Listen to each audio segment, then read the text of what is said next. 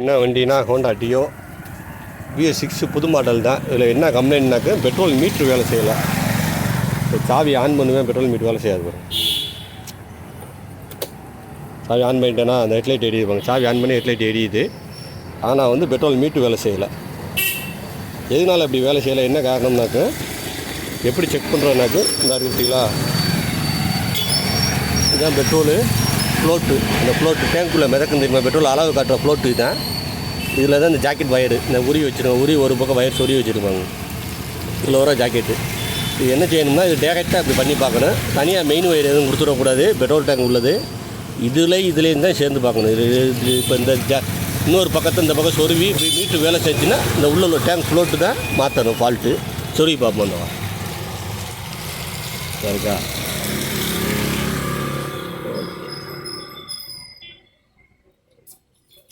Okay. சொருவில் வைக்க மாட்டேங்க.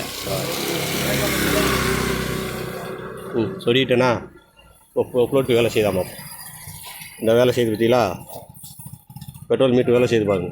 இப்போ டேரெக்டாக கொடுக்கல வேலை செஞ்சிச்சுன்னா உள்ள பெட்ரோலு ஃப்ளோட்டு ஃபால்ட்டு மாற்றணும்னு அர்த்தம். இந்த டேங்க் உள்ளே வரும்.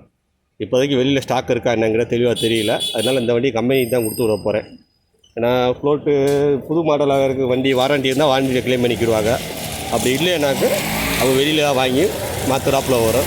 இல்லாட்டி அவங்க கம்பெனியில் வெளியிலேருந்து வாங்கி மாற்றி அதுக்குள்ளே பில் போட்டு பணம் வாங்கிக்கிடுவாங்க. அதனால் புது மாடல்னால வாரண்டியில் க்ளைம் பண்ண அதிக வாய்ப்புகள் உள்ளது. அதனால் கம்பெனி தான் கொடுத்துருவோம். பாருங்கள், அந்த டேரெக்டாக கொடுக்கவங்க இதாக கொடுத்தீங்களா. இப்போ வாங்க, இந்த வயரை எடுத்து விட்றோம்.